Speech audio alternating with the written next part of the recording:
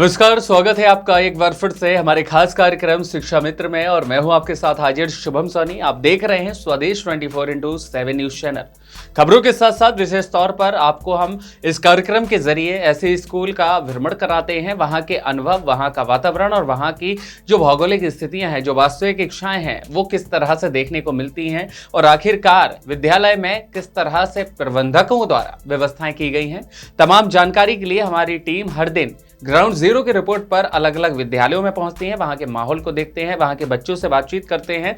इसके साथ वहां मौजूदा डायरेक्टर हो या प्राचार्य हो या अन्य व्यक्ति हो, हर एक स्टाफ से जानकारी ली जाती है कि किस तरह से उनके कार्यकाल में किस तरह की व्यवस्थाएं चाक चौबंद की गई हैं। तो एक बार फिर वक्त हो चला है एक खास कार्यक्रम को देखने के लिए हमारे इस शिक्षा मित्र के कार्यक्रम के साथ। तो चलिए बढ़ते हैं छत्तीसगढ़ के बानी गिरोला क्षेत्र में। जी हां, जहां पर प्रकृति की गोद में स्थित यह शासकीय उच्चतर माध्यमिक विद्यालय की आपको हम यह तस्वीरें अब दिखा रहे हैं। आप साइड में देख सकते हैं कि यह विद्यालय बेहद खास एक डिसिप्लिन का जीता जागता उदाहरण बाहर से ही देखने को मिल रहा है, क्योंकि स्वच्छ वातावरण और यहाँ की शुद्धता भरी वायु बच्चों के मानसिक विकास के लिए काफी लाभदायक होती है।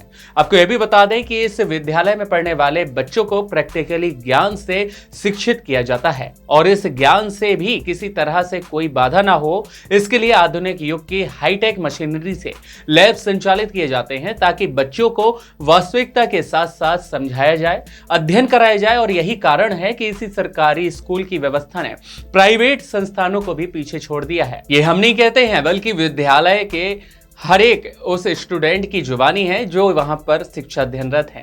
आइए आपको सुनवाते हैं कि आखिरकार तमाम मौजूदा छात्र और छात्राओं के द्वारा अपनी अपनी प्रतिक्रिया किस रूप में दी गई है। मेरा नाम चंद्रिका पटेल है। मैं कक्षा 12वीं विज्ञान संकाय में पढ़ती हूँ। हमारे स्कूल में बहुत सारी सुविधा होती है, जैसे स्वस्थ पानी पीने के लिए फिल्टर का उपयोग करते हैं। हमारे सभी टीचर और स्टूडेंट समय पर स्कूल आते हैं और समय पर असेंबली चालू होती है। असेंबली होने के बाद हमारे टीचर जीके का क्वेश्चन करते हैं, जिससे हमारे छात्र और छात्राएं सभी जीके क्वेश्चन का आंसर देते हैं। मेरा नाम सुधा पटेल है। मैं कक्षा 10वीं की छात्रा हूँ। हमारे यहाँ पिछले साल हमको विज्ञान मॉडल में चयनित किया गया था, जिससे हमारे सभी शिक्षक पूरा सहयोग किए एवं हम चयनित हुए, आगे बढ़े एवं हमारे शिक्षक पूरे सहयोग किए। मेरा नाम वर्षा प्रधान है। मैं कक्षा 12वीं के विज्ञान संकाय से हूँ और मैं बानी गिरोला के स्कूल से हूँ। हमारे स्कूल में हमें घर जैसा महसूस होता है और हमारे स्कूल में बहुत सारी सुविधाएं मिलती हैं, जैसे लैब की सुविधा, पुस्तकालय और प्रोजेक्टर की सुविधा मिलती है। मेरा नाम लीला पटेल है। मैं कक्षा 12वीं क्लास में पढ़ती हूँ। हमारे स्कूल का नाम शासकीय उच्चतर माध्यमिक विद्यालय बानी गिरोला है। हमारे स्कूल में विज्ञान समूह कार्यालय है, जिसमें हम सूक्ष्मदर्शी, परख नली आदि का अध्ययन करते हैं और हमें अच्छे से समझाया जाता है। तो अलग अलग एक्टिविटी के साथ में बच्चों के इस मानसिक विकास को गति देने के लिए नित्य अलग अलग कार्यक्रमों को प्रबंधकों द्वारा यह आयोजित किया जाता है। कार्यक्रम रोज किए जाते हैं, ताकि भविष्य में यह बच्चे अच्छे मुकाम पर पहुंचकर आसानी से अपनी समझ के साथ हासिल कर सकें। और शायद यही कारण है कि विद्यालय में पढ़ने वाले यह छात्र छात्राएं शिक्षकों से इंस्पायर होते हैं और बड़े बड़े अवार्ड को जीतने में महारत भी हासिल करते हैं।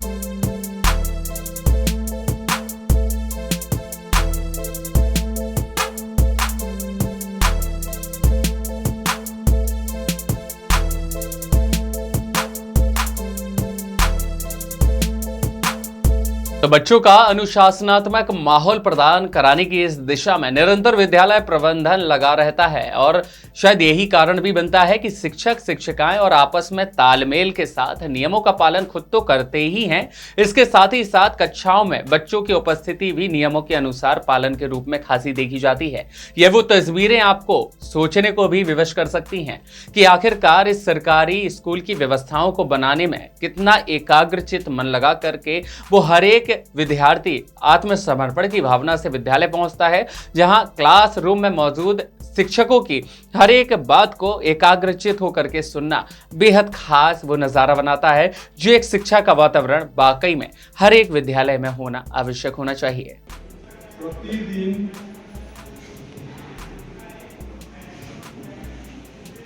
अध्ययन करता हूँ। अध्ययन करता हूँ।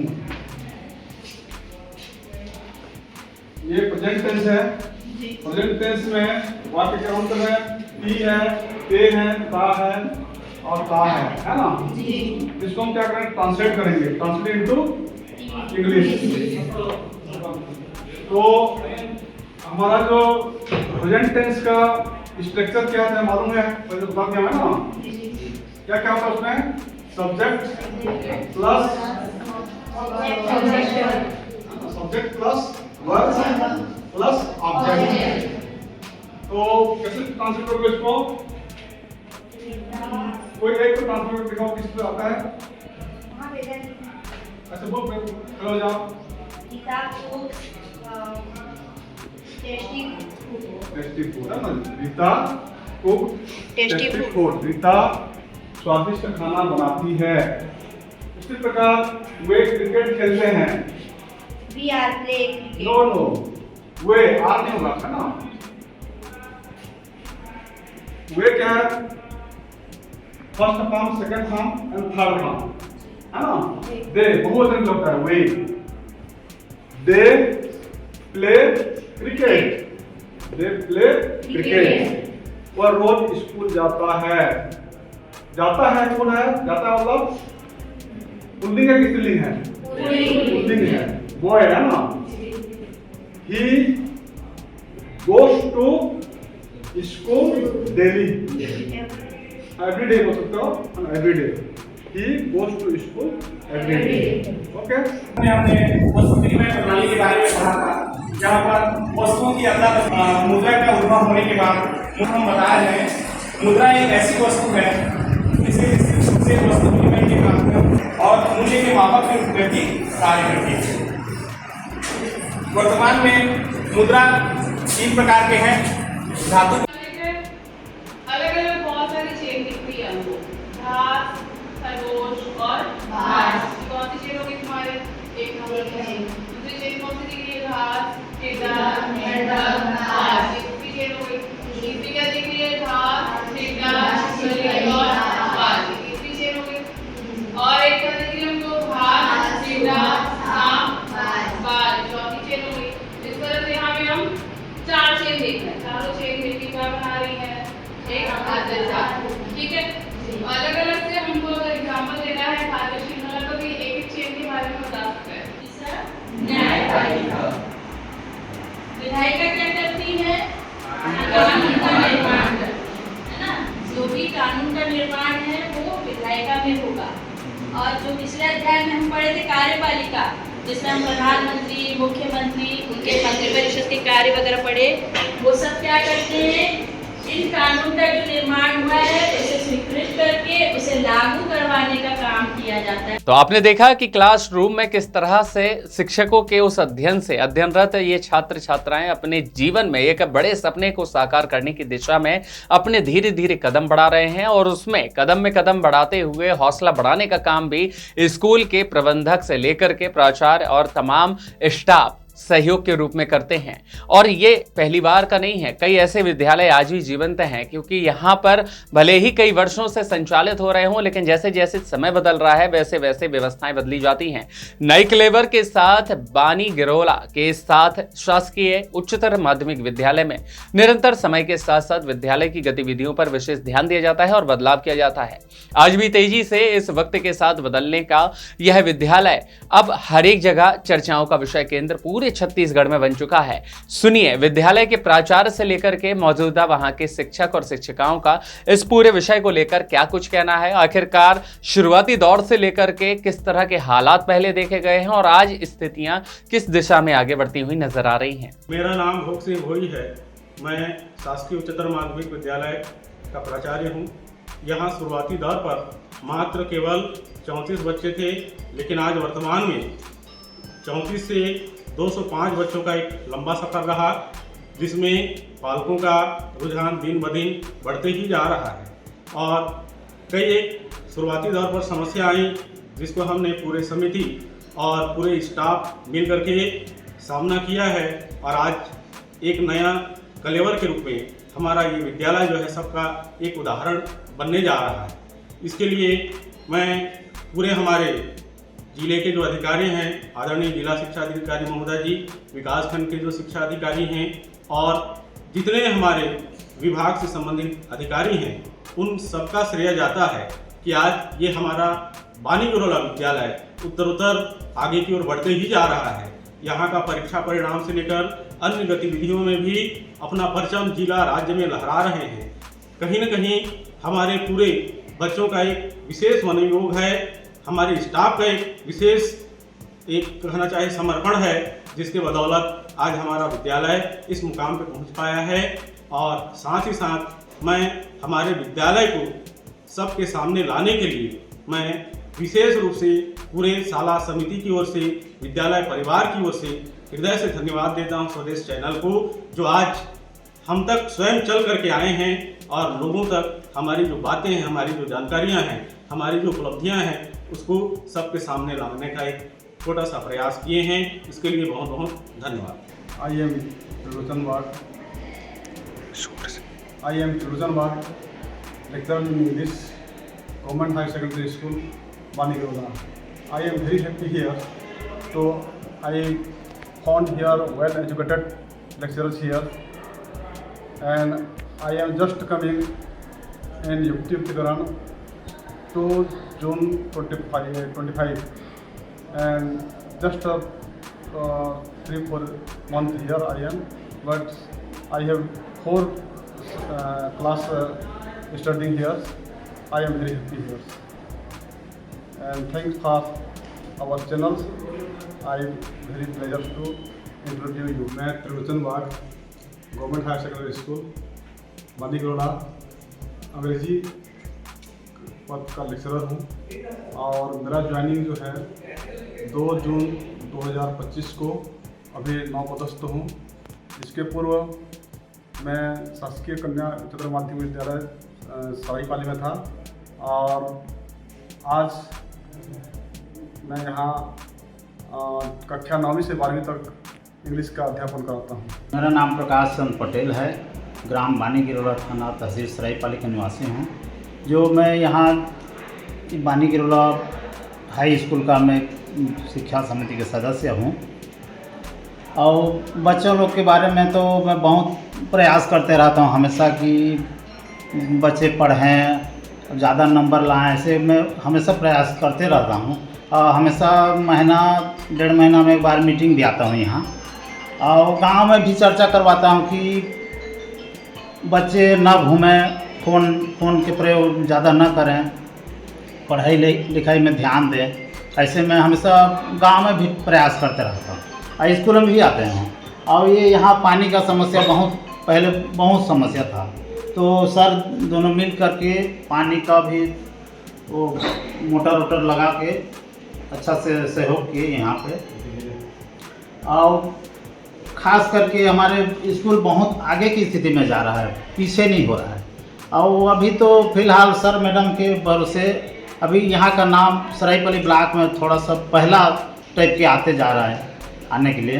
तो अभी तो मैं ज़्यादा नहीं बोल पा रहा हूँ, लेकिन हमारे स्कूल के बहुत विकास के तरफ जा रहा है। मेरा नाम श्रीमती रिंकी हुएजा है। मैं शासकीय उच्चतर माध्यमिक विद्यालय बानी गिरोला से हूँ और मेरा विषय यहाँ राजनीतिक विज्ञान में पढ़ाती हूँ, सामाजिक विज्ञान 9वीं 10वीं में। जैसा कि सर ने बताया कि ये 2011 से खुला हुआ स्कूल, तब मैं मिडिल में थी और उस समय हम लोग को ही पढ़ाने का मौका मिला था हाई स्कूल में। तब भी मैं इंग्लिश और राजनीति विज्ञान लेती थी, मिडिल के साथ साथ हाई स्कूल के भी क्लासेस लेती थी। और धीरे धीरे फिर स्टाफ बढ़ता रहा और मैं फिर जंप करके हाई सेकेंडरी में मेरा भी हो गया यहाँ पर नियुक्ति। यहाँ बहुत अच्छा माहौल है, बच्चे बहुत अनुशासित हैं, बहुत प्यारे बच्चे हैं यहाँ के। और समय समय पर हम जो कार्यक्रम वगैरह होता है, जैसे कि बीच में हुआ था यूथ का संसद का प्रदर्शन करना था हमको, उसमें भी हमारे बच्चे पार्टिसिपेट किए थे। और जिस तरीके से बच्चों ने पार्टिसिपेट किया था, तो ऐसा लगता है आगे चलकर राजनीति में हमारे बच्चे आगे आएंगे। कोई ना कोई पढ़ लेंगे यहाँ पर भी। और अच्छी बात है, पढ़ने में भी अच्छे हैं बच्चे। मेन तो ये है कि अनुशासित बहुत हैं। आगे से हमको कभी से जवाब नहीं मिलता और स्टाफ का भी बहुत अच्छा सहयोग है, समिति का अच्छा सहयोग है और हमारे प्रिंसिपल सर का तो मार्गदर्शन हमारे साथ हमेशा बना हुआ है, जिसके कारण हम आगे आगे बढ़ते ही जा रहे हैं। आपके चैनल को भी एक बार धन्यवाद देती हूँ। धन्यवाद। मैं पाल सिंह बंजारे, संकुल समन्वयक बैतपाली। मेरे अंडर में 5 प्राइमरी, 2 मिडिल स्कूल और एक हायर सेकेंडरी स्कूल है और यहाँ भोई सर हमारे संकुल प्राचार्य हैं। संकुल प्राचार्य के सानिध्य में हमारे संकुल में शासन के द्वारा विभिन्न योजनाएं जो चल रही है बहुत अच्छे ढंग से चल रहे हैं। हमारे सभी प्राइमरी और मिडिल स्कूल जो भी योजना है उसको समय पर फॉलो करते हैं और साथ ही साथ हायर सेकेंडरी स्कूल का जो रिजल्ट है विगत कई वर्षों से भोई सर के सानिध्य में बहुत ही अच्छा रिजल्ट आया है। 100% रिजल्ट रहा है यहाँ का। और जैसे गांव के लोग भी हमें अच्छा सहयोग करते हैं। बानी गिरोला के जन भागीदारी समूह और पालक लोगों का जो समर्थन है यहाँ स्कूल के लिए बहुत अच्छा रहता है। जब भी हम बोलते हैं उनका सहयोग हमको मिलता है, चाहे वो सांस्कृतिक कार्यक्रम में हो, खेलकूद में हो या पढ़ाई की दृष्टि में हो, सभी दिशा में हमको अच्छे से साथ देते हैं। मैं हमारे संकुल प्राचार्य भोई सर का जितना भी प्रशंसा करूं बहुत ही कम है।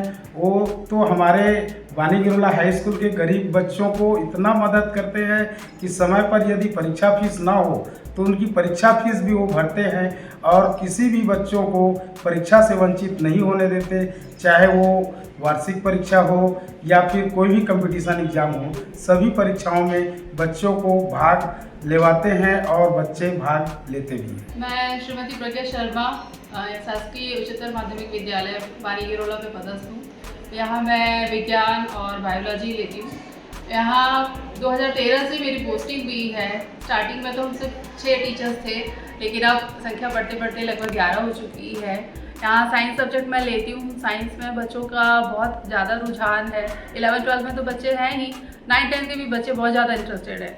हर साल यहाँ हमारा इंस्पायर अवार्ड में सिलेक्शन होता है। लास्ट ईयर तो ये 4 बच्चों का सिलेक्शन हुआ है यहाँ से।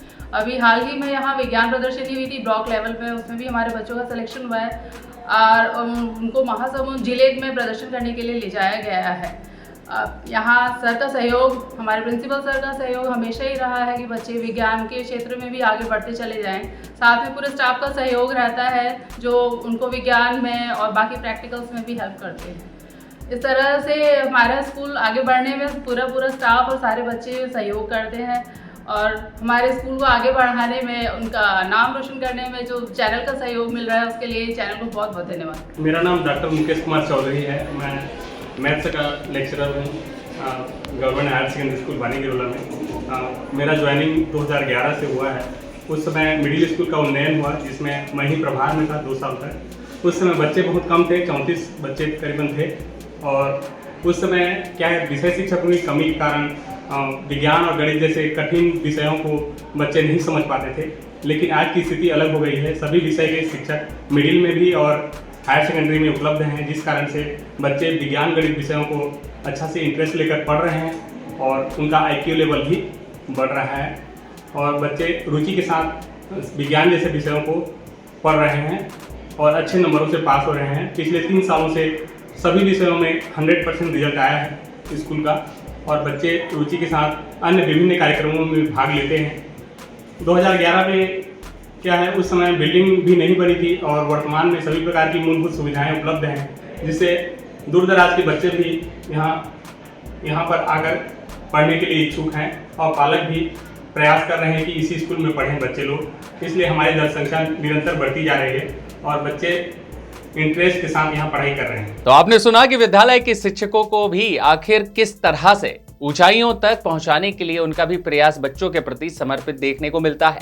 वहीं शिक्षा मित्र कार्यक्रम को शहर से लेकर के गांव तक हमारी टीम कवरेज के साथ ग्राउंड जीरो की रिपोर्ट पर मौजूद होती है और हाल आपको जताने का प्रयास करती है कि आखिरकार शिक्षा नीति में किस तरह का बदलाव हुआ है और क्या वो बदलाव धरातल पर भी देखने को मिल रहा है।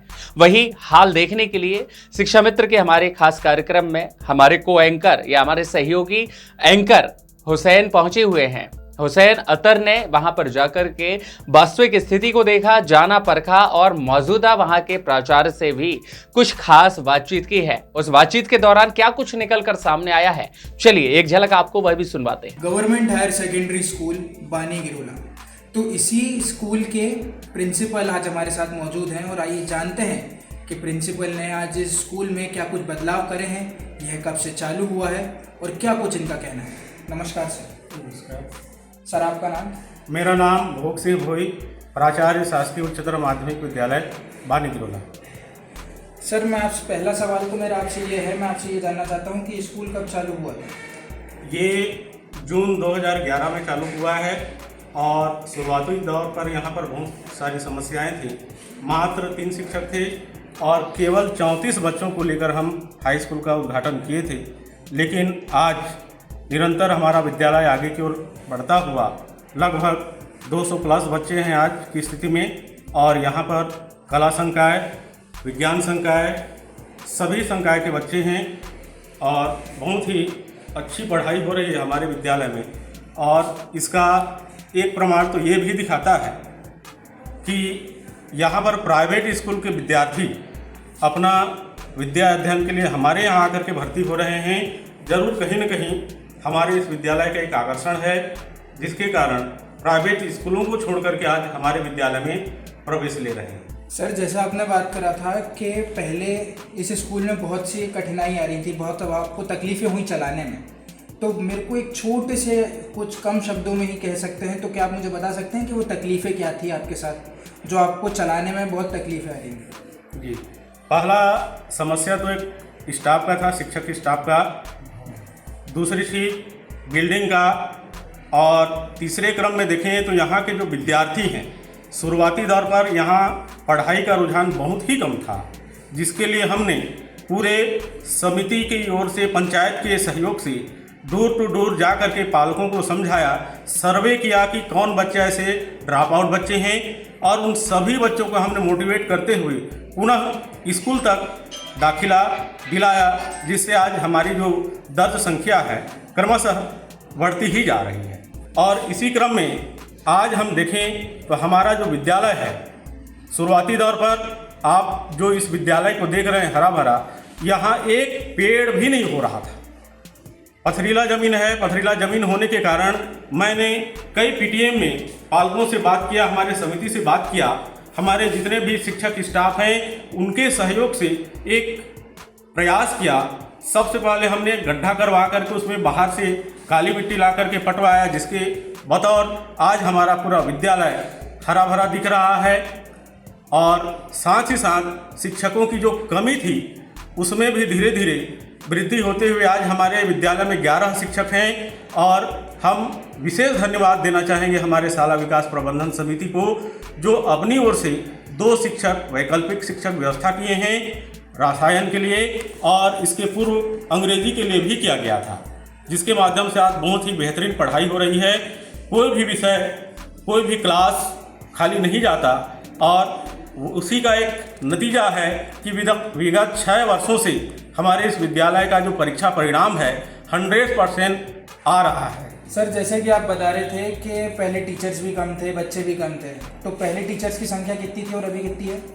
पहले मात्र 3 शिक्षक थे, अभी हम लोग लगभग नॉन टीचिंग मिला करके 11 जने हैं। और उनके सबके सहयोग से, हालांकि पूरे विषय के शिक्षक नहीं हैं, बावजूद उसके हमारे जो शिक्षक हैं स्वस्फूर्त अन्य विषयों को भी पढ़ाने के लिए कालखंड लिए हुए हैं और अच्छी तरीके से पढ़ा रहे हैं। साथ ही साथ हमारा जो लैब है वो भी सुसज्जित है। लैब के अतिरिक्त हमारे जो बच्चे हैं विगत कई वर्षों से इंस्पायर अवार्ड में चयनित हो रहे हैं, राज्य स्तर तक भी अपना एक प्रदर्शन करके आ चुके हैं। और खेल में भी अपना प्रदर्शन, बेहतरीन प्रदर्शन अभी अभी करके आए हैं, तो ये सब चीज़ पूरे स्टाफ को श्रेय जाता है, हमारे जो समिति के सदस्य हैं उनको श्रेय जाता है। ये तो हो गई स्टाफ और टीचर्स की बात। पहले बच्चे कितने थे और अब कितने हैं? पहले बच्चे मात्र 34 थे शुरुआती दौर पर, आज जो है 205 की दर्ज संख्या है, जिसमें कला संकाय भी है और विज्ञान संकाय भी। तो जैसा कि आपने सुना, प्रिंसिपल साहब ने हमें ये बताया कि पहले इस स्कूल की हालत बहुत ही जर्जर हो चुकी थी, मतलब जहाँ बच्चे पढ़ने को नहीं आ सकते थे, ना बच्चे पढ़ना चाहते थे। लेकिन आज स्थिति ये है कि जहाँ पहले 64 बच्चे थे, आज वहाँ 205 बच्चे हो चुके हैं। जहाँ पहले 3 टीचर्स थे, आज 11 हो गए।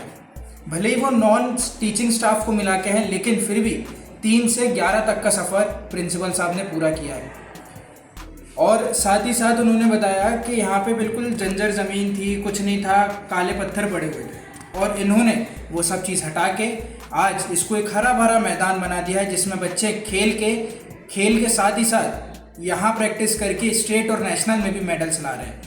और खेल तो ठीक है, लेकिन विज्ञान में जो अपन बोला जाता है साइंस प्रैक्टिकल्स होते हैं, साइंस एग्जीबिशंस होते हैं, उन्हीं साइंस एग्जीबिशंस में आज बच्चे यहाँ पे सरकारी स्कूल के बच्चे स्टेट और नेशनल में जाके अपना नाम दर्ज करवा रहे हैं। तो ऐसे ही कुछ और वीडियोस के लिए और कुछ ऐसे ही स्कूल्स के बारे में जानने के लिए बने रहिए हमारे साथ स्वदेश 24/7 न्यूज़ चैनल। तो कुल मिलाकर आपने ये तस्वीरें देखी हैं और हमने हर एक जगह से आपको वो प्रयास किया है कि आखिरकार विद्यालय की वास्तविक स्थिति किस तरह से है। भले ही ग्रामीण क्षेत्र है, भले ही ग्रामीण पालन पोषण है, लेकिन यहाँ की जो सोच है वो आज के ज़माने की आधुनिक तकनीकों के साथ में उपयोग में लाने की है। और वो सीधी वो तस्वीरें स्पष्ट करती हैं कि आखिरकार यहाँ की जो जनरेशन है वो आने वाले इन फ्यूचर में किस तरह का बदलाव लाएगी। सिर्फ छत्तीसगढ़ ही नहीं बल्कि पूरे देश का नाम पूरे विश्व भर में एक उजागर के रूप में सकारात्मक ऊर्जा के साथ में काम करेगा। और निश्चित रूप से ये उद्देश्य और यही परिकल्पना के साथ में विद्यालय का हर एक शिक्षक भी अपनी दिन रात की ड्यूटी को निर्वहन करते हैं, समय पर स्कूल पहुंचते हैं और अपनी व्यवस्थाओं में लगना शुरू हो जाते हैं। और वही अनुशासन बच्चों के लिए फॉलो अप होकर के एक बड़ी कामयाबी का रास्ता बनता नजर आ रहा है। और इस रास्ते के में कहीं बाधा ना हो, समय समय पर सरकार की उन नीतियों का प्रलोभन जो दिया जाता है उसको लेकर के भी हम आपको चर्चा करते हैं। साथ ही साथ सरकार की नीति कितनी वहां पर ग्राउंड जीरो पर काम कर रही है, ये भी तस्वीरें हम साझा करते हैं।